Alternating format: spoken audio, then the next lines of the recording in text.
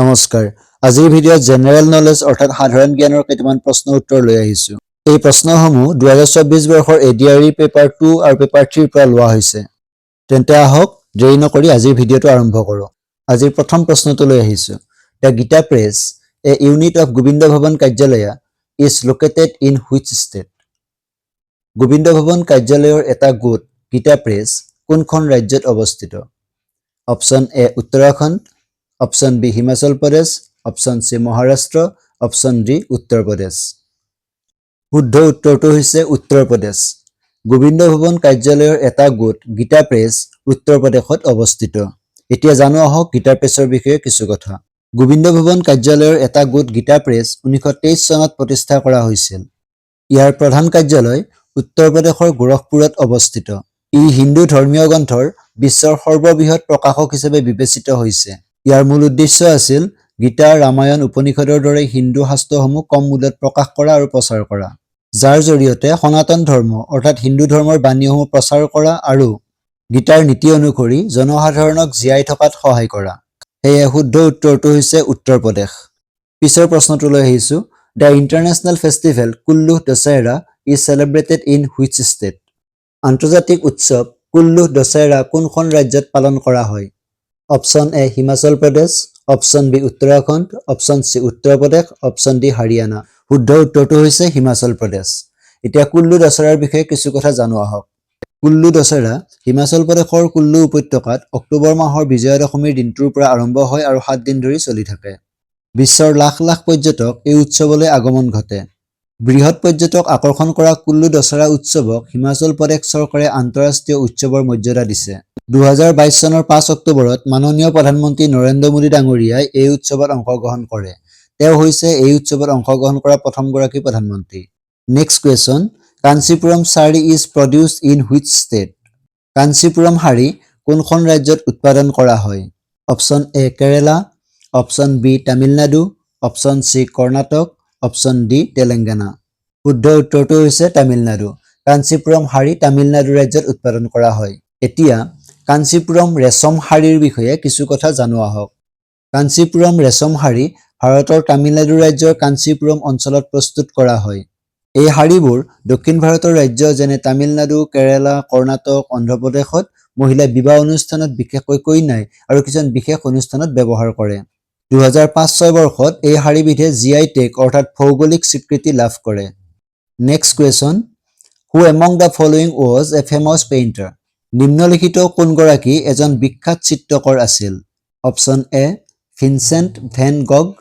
Option B John Lennon option C Bob Marley option D Marlon Brando শুদ্ধ উত্তৰটো হৈছে Vincent van গগ এতিয়া জানো আহক ভিনচেণ্ট ভেন গগৰ বিষয়ে কিছু কথা বিখ্যাত চিত্ৰশিল্পী ভিনচেণ্ট ভেন গগ 1853 চনত নেদাৰলেণ্ডত জন্মগ্ৰহণ কৰিছিল এটা দশকৰ ভিতৰতে তেওঁ প্ৰায় 2100খন শিল্পকৰ্মৰ সৃষ্টি কৰিছিল যদিও তেওঁৰ জীৱনকালত মাত্ৰ এখন ছবিহে বিক্ৰী কৰিছিল 27 বছৰ বয়সত তেওঁ চিত্ৰশিল্পী হিচাপে আত্মপ্ৰকাশ কৰিছিল আৰু 37 বছৰ বয়সত 1890 চনত তেওঁৰ মৃত্যু হয় তেওঁৰ কৰ্মৰাজি আজি সমগ্ৰ বিশ্বতে সমাদৃত এতিয়া বাকি তিনিগৰাকী ব্যক্তিৰ সৈতেও পৰিচয় হোৱা হওক জন লেনন এজন ইংৰাজ সংগীতজ্ঞ আৰু সমাজকৰ্মী বব মাৰ্লে এজন জামাইকান গায়ক গীতিকাৰ আৰু গিটাৰিষ্ট মাৰ্লো ব্ৰাণ্ডো এজন আমেৰিকান অভিনেতা আৰু পৰিচালক সেয়ে এই প্ৰশ্নটোৰ শুদ্ধ উত্তৰটো হৈছে ভিনচেণ্ট ভেন গগ এতিয়া পিছৰ প্ৰশ্নটোলৈ আহিছো Where is the National War Memorial located?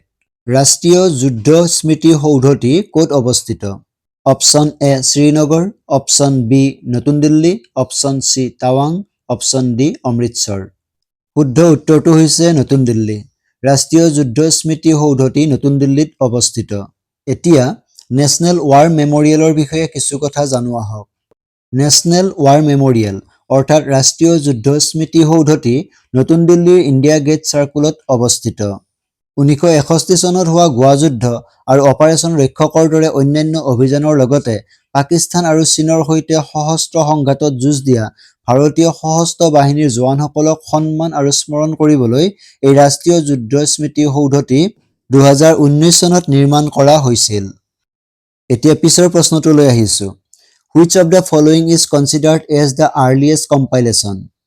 নিম্নলিখিত কোনটোক আটাইতকৈ পুৰণি সংকলন বুলি বিবেচনা কৰা হয়? Option A Yajurveda, option B Atharvaveda, option C Rigveda, option D Samaveda. শুদ্ধ উত্তৰটো হৈছে Rigveda. Next question, Which of the following places was a part of the Indus Valley Civilization? নিম্নলিখিত কোনটো স্থান সিন্ধু উপত্যকা সভ্যতাৰ অন্তৰ্গত? Option A Machilipatnam, option B Babylon, option C Mohenjodaro, option D Byzantine. শুদ্ধ উত্তৰটো হৈছে মহেঞ্জোদাৰো। এতিয়া মহেঞ্জোদাৰোৰ বিষয়ে কিছু কথা জানো আহক। মহেঞ্জোদাৰো হৈছে সিন্ধু উপত্যকা সভ্যতাৰ এখন প্ৰধান চহৰ। 1922 চনত ৰাখল দাস বেনাৰ্জী নামৰ ইণ্ডিয়ান আৰ্কিঅলজিকেল ছাৰ্ভেৰ এজন বিষয়াই মহেঞ্জোদাৰো নগৰখন উদ্ধাৰ কৰে। ই বৰ্তমান পাকিস্তানত অৱস্থিত। মহেঞ্জোদাৰোৰ অৰ্থ হ'ল মাউণ্ট অফ ডেথ অৰ্থাৎ মৃতকৰ টিলা। অত্যাধুনিক নগৰ পৰিকল্পনা তথা উন্নত নিষ্কাশন ব্যৱস্থাৰ বাবে ই বিখ্যাত। বৰ্তমান এই ঠাইখনে ইউনেস্কোৰ বিশ্ব ঐতিহ্য ক্ষেত্ৰ হিচাপে স্বীকৃতি লাভ কৰিছে। এতিয়া পিছৰ প্ৰশ্নটোলৈ আহিছোঁ। Who is considered as the father of zero'? কোনগৰাকী ব্যক্তিক শূন্যৰ জনক ৰূপে বিবেচনা কৰা হয়?